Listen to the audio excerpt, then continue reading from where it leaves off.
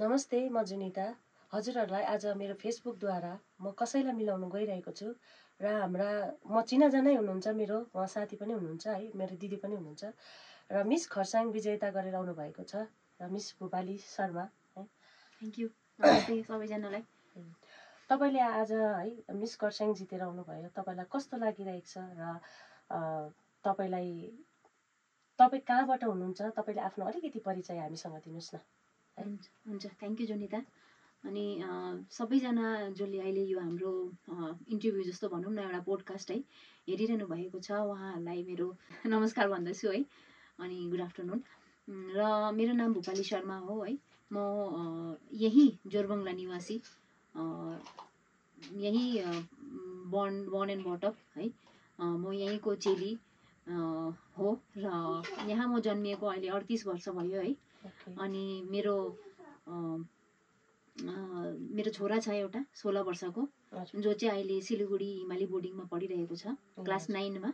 कसँग भेट्नुभयो या तपाईँले कसरी थाहा पाउनुभयो कि यहाँ मिस खरसाङ हुँदैछ भनेर तपाईँलाई कसरी थाहा भयो र तपाईँको नानी कति खुसी हुनुहुन्छ तपाईँको लागि यसको लागि चाहिँ? हजुर, त्यो त अब भन्नै सकिँदैन। अब खुसी त हामीले कुनै एउटा इन्ची टेपले नापेर पनि नाप्न सकिँदैन, किनभने उसको खुसी उसँगै छ होला है। अब मेरो आमाले जित्नुभयो भन्ने। अनि म त्यसको लागि चाहिँ अब भगवान्सँग पनि धन्यवाद भन्न चाहन्छु कि मैले छोरालाई अरू त्यस्तो के अचिभमेन्ट दिनु नसके पनि एटलिस्ट यहाँसम्म आएर है उसलाई अलिकति गर्व उयो गर्नु सके। अनि मेरो दाजु भाउजूले चाहिँ मलाई एकदमै डे 1 देखिको सपोर्ट गर्नुभएको थियो है।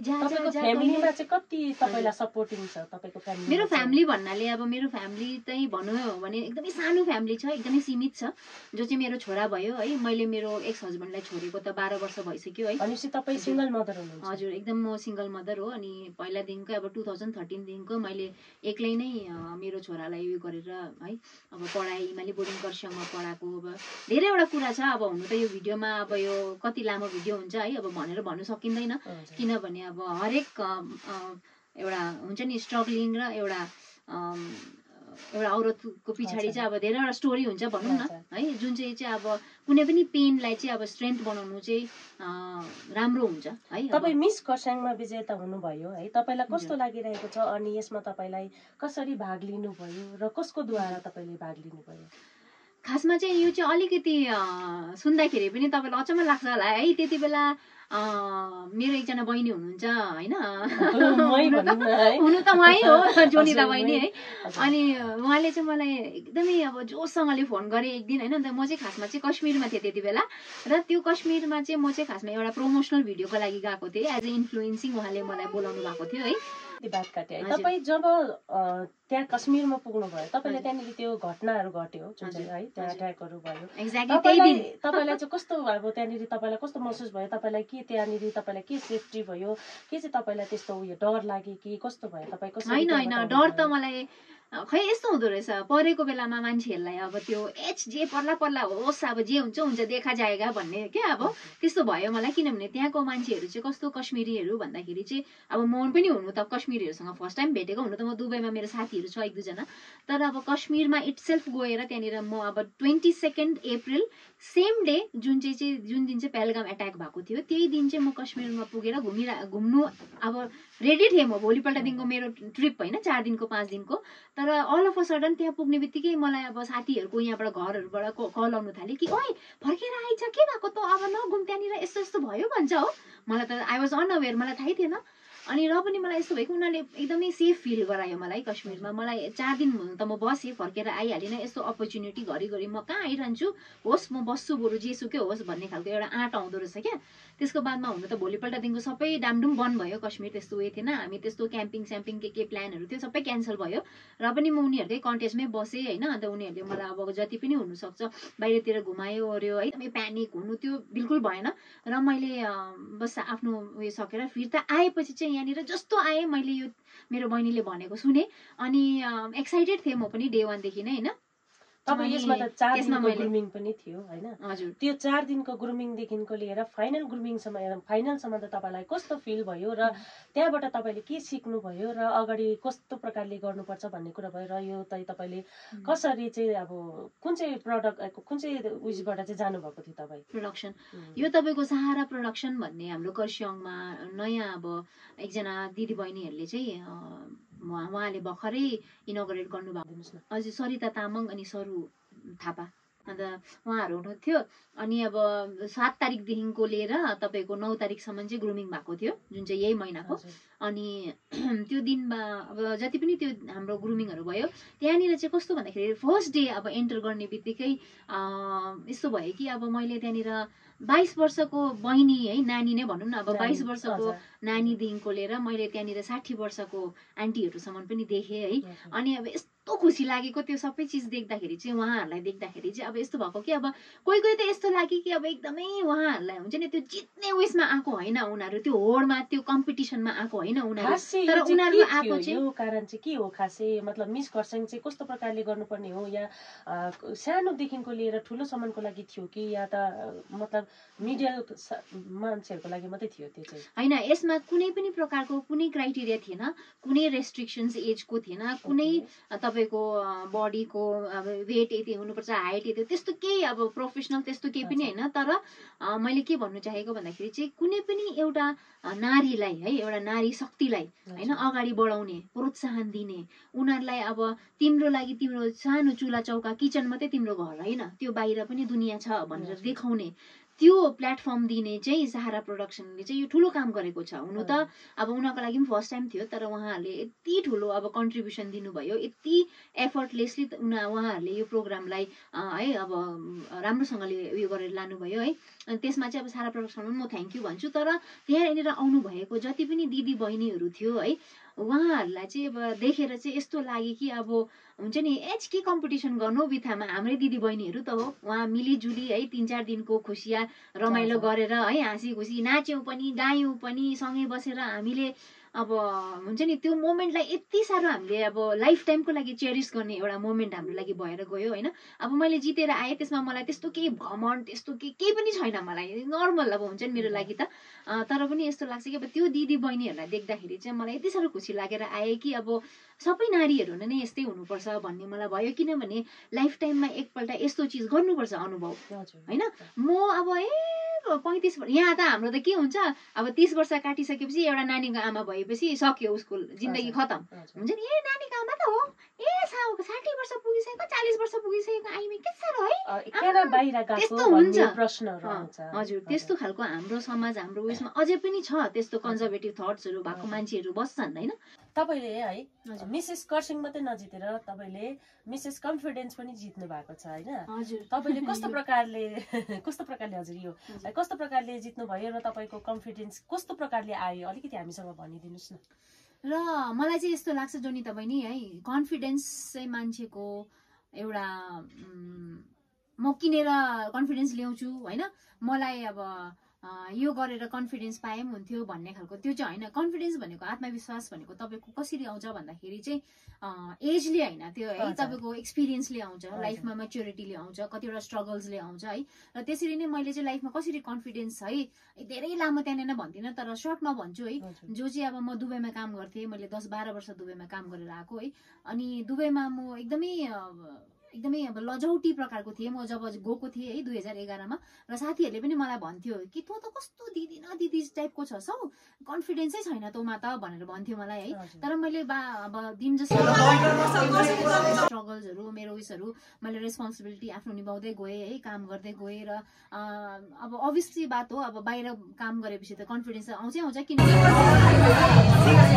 मान्छेहरूसँग तिमीले इन्टरेक्ट गर्छौ हो त्यो एकदमै ठुलो कन्फिडेन्सको एउटा मात्रा हो है एउटा अनि अर्को चाहिँ के हो भन्दाखेरि तिमीले लाइफमा जति अब स्ट्रगल गर्छौ र जति तिम्रो हार्डसिप्सहरू तिमीले है त्यसलाई ओभरकम गर्दै जान्छौ त्यसबाट तिम्रो कन्फिडेन्स बढ्दै जान्छ त्यसरी नै मैले अब लाइफमा है गर्दै गरेको अहिलेसम्म चलिरहेको मेरो स्ट्रगल जुन चाहिँ छ है त्यसबाट चाहिँ मलाई एकदमै कन्फिडेन्स आएको छ है र मेरो सबभन्दा ठुलो कन्फिडेन्स चाहिँ हो मेरो छोरा है। मेरो छोरा किनभने मेरो छोराले गर्दाखेरि नै म इन्सपायर हुन्छु हरेक कुरा, किनभने जब मेरो छोरालाई हेर्छु मैले मेरो हुन्छ नि एकदम भित्रबाट मलाई एनर्जी आउँछ है, किनभने मेरो छोराले अब एउटा है लाइफ लङ डिजिजसँग जुझिरहेको छ, उस है फाइट गरिरहेको छ, तर उसलाई जब म हेर्छु उसले नै मलाई अरू कसैलाई मैले वरिपरि हेर्नै पर्दैन। तपाईको छोरा चाहिँ अहिले कति वर्ष पुग्यो र कुन चाहिँ क्लासमा पढ्दैछ? मेरो छोरा चाहिँ 16 वर्षको छ। स्कुल पनि 16 वर्षको छ र उसले कर्सियङमै सानैदेखिको 4 वर्षदेखिकै है, हुनु त अब एकदमै सानो उमेरमा मैले त्यसलाई अनफर्चुनेटली हाल्नु पर्यो है, मलाई धेरैवटा अब बाध्यताहरू थियो त्यति बेला र हस्टेलमा हालेको थिएँ र हस्टेलमा चाहिँ पढ्दा पढ्दै मैले उसलाई दुबई पनि लगेर मैले उसलाई स्टडी गराएको हो 2017 मा, र कतिवटा कारणवश मैले उसलाई दुबईमा कन्टिन्यू गर्नु सकिनँ र मैले दार्जिलिङ यता हिमाली बोर्डिङ कर्सियङ जुन चाहिँ तपाईँको छ त्यहाँनिर नै मेरो छोरा पढेको हो है। अनि अहिले चाहिँ फिलहाल चाहिँ अब अलिकति उहाँको हेल्थ अलिकति उयो छैन, ठिक छैन है नानीको, अनि ऊ तर पनि ऊ हिमालीमै पढ्दैछ, तर सिलगढीको हिमाली बोर्डिङमा पढिरहेको छ है, र 16 वर्षको छ मेरो छोरा। तपाईलाई कति सपोर्ट गर्छ?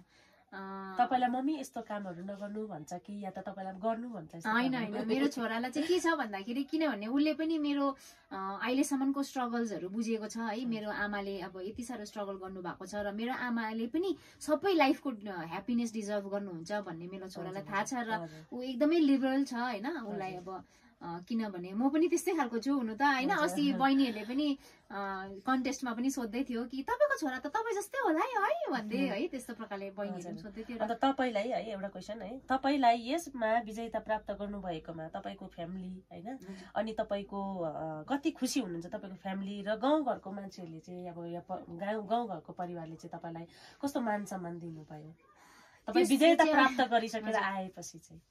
हुनु त यो मान्छेहरूलाई लाग्छ होला है, अब धेरैजना मान्छेहरूलाई गाउँठाउँ समाजमा लाग्छ होला कि सानो त्यो एउटा मिस कर्सिङ जितेर आएको त हो नि, कुन्ताको ठुलो नापेर भन्ने पनि छ होला मान्छेहरू है। किनभने अब यो चाहिँ एकदमै मलाई दुःख लागेर आउँछ जोनिता बहिनी, एउटा यो क्वेसनले चाहिँ मलाई अलिकति इमोसनल पनि बनाउँछ होला, किनभने हामीले धेरैवटा ठुलो कुरा नै गरेर नै हामीले अचिभमेन्ट देखाउनु पर्छ भन्ने त होइन, तर अब सानो कुरालाई पनि अप्रिसिएट गर्यो भने है एउटा गाउँठाउँमा होइन अप्रिसिएट गर्नु, उहाँलाई क्रेडिट दिनु भनेको एउटा ठुलो कुरा हुन्छ लाइफमा होइन। र यस्तो चिजहरू अब गाउँठाउँमा समाजले थाहा हुँदा हुँदा पनि नगरिदिँदाखेरि चाहिँ अलिकति होइन धेरै मन दुखेर आउँदो रहेछ है। अनि एउटा खदा पनि लगाएर कङ्ग्रेचुलेसन पनि भन्नु, खदा बोलाएर खदा लाउने त कुरा छोड्नुहोस् न, यहाँनिर त एउटा कल धरीमा आएको छैन। यहाँ त कि मेरो शाखा सन्तानमा कसैबाट पनि मेरो दाजु भाउजू बाहेक कसैबाट पनि मलाई एउटा कल आएर लु है कङ्ग्रेचुलेसन त्यो पनि भएको छैन, किनभने मेरो शाखा सन्तानको फेरि कहानी अलगै छ। उहाँहरूलाई अब मेरो बाबाको खसेको दिनको अलिकति प्रपर्टी डिस्प्युट चलिरहेको छ हाम्रो, अब भन्यो भने त अब है, तर पनि अब सर्टकटमा भनेको, र त्यसले गर्दाखेरि चाहिँ सबै शाखा सन्तानलाई मपट्टि रिस छ है कि अब छोरी मान्छेले चाहिँ प्रपर्टी पाउँदैन यो त्यो हेर्दैन, त्यो मेरो अर्कै लडाई छ, फेरि त्यो लडिरहेको छु म त्यो साइडमा।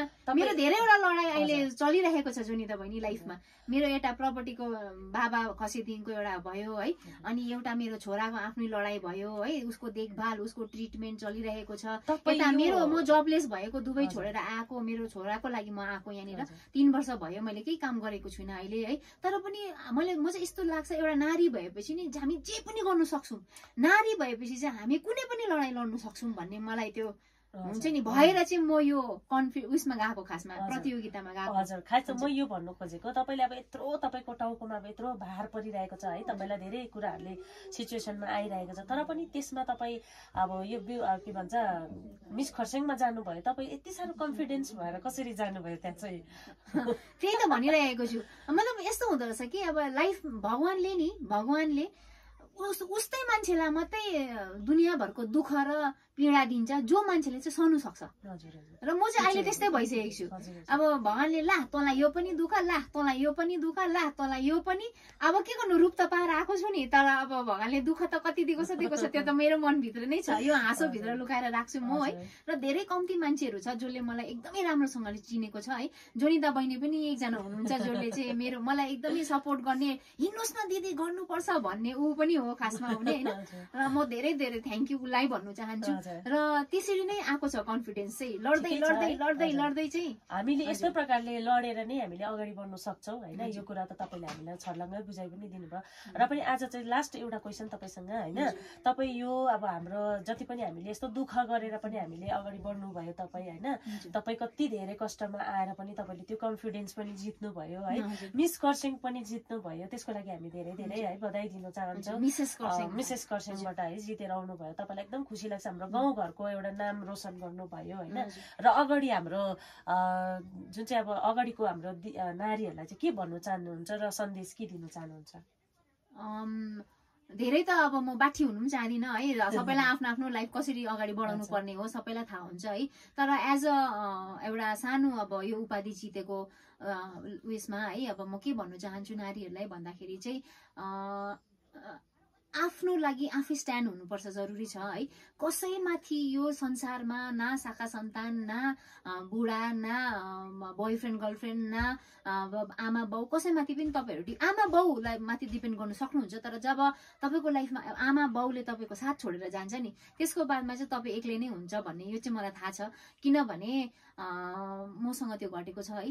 अनि म के भन्नु चाहन्छु नारीहरूलाई भन्दाखेरि चाहिँ फाइनेन्सियली स्टेबल हुनु र मेन्टली स्टेबल हुनु एकदमै जरुरी छ अहिलेको टाइममा है। किनभने एउटा नारी शक्तिले संसारमा के चाहिँ गर्नु सक्दैन होला, सबै गर्नु सक्छ है। तर तपाईँ जब फाइनेन्सियली स्टेबल मेन्टली स्टेबल हुन्छ नि, त्यति बेला चाहिँ तपाईँले कसैको आशा नगरिकन तपाईँ आफ्नो बलबुतामा तपाईँ अगाडि बढ्नु सक्नुहुन्छ है।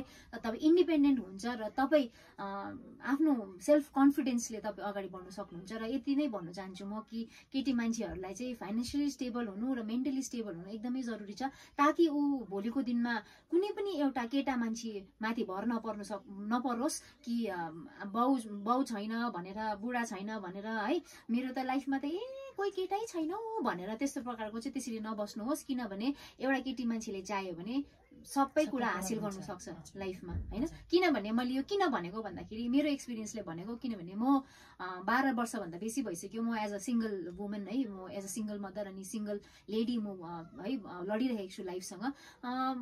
यस्तो होइन कि मलाई पनि लाइफमा माया चाहिँदैन है, एउटा कोही मर्दको साथ चाहिँदैन भन्ने होइन, सबैले नै चाहेको हुन्छ। तर जति सक्दो चाहिँ त्यसलाई चाहिँ एज एन अप्सन मात्रै राख्नुहोस्, तपाईँहरूले त्यसलाई प्रायोरिटी चाहिँ नबनाउनुहोस्। हो, त्यति नै भन्न चाहन्छु म सबैजना। थ्याङ्क यू तपाईँलाई है। मिस खरसाङ पनि जितेर आउनुभयो, एकदमै तपाईँलाई धेरै धेरै बधाई छ। र मेरो सम्पूर्ण फेसबुकका जति पनि साथीहरू हुनुहुन्छ उहाँलाई एकदम धेरै माया अनि साथ दिनुहुन्छ भन्ने म आशा गर्दछु। धन्यवाद। र सानो चिज लास्टमा है, सरी के भन्दाखेरि अब है अहिले त सोसियल मिडियाको जमाना छ र तपाईँहरूले प्लिज मलाई मन पराइदिनु भयो, म राम्रो लाग्यो भने है म बोलेको है बेसी प्याटर प्याटर रहेछ पनि कतिजना भन्नुहुन्छ होला है। तर मेरो चाहिँ इन्स्टा ह्यान्डल छ भूपाली कोइराला है, अनि मेरो फेसबुक छ भूपाली शर्मा, र सबैजनाले मलाई फलो गरिदिनुहोस् भन्ने आशा राख्दछु र भेट्नेछु तपाईँहरूलाई है। ल, थ्याङ्क यू सो मच।